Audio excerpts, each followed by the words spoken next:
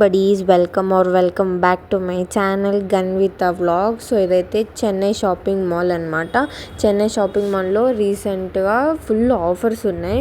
50% of అనమాట. Basically ఇవి వచ్చి 2 పీస్ సెట్ అనమాట. 3 పీస్ సెట్లో కూడా ఆఫర్స్ ఉన్నాయి.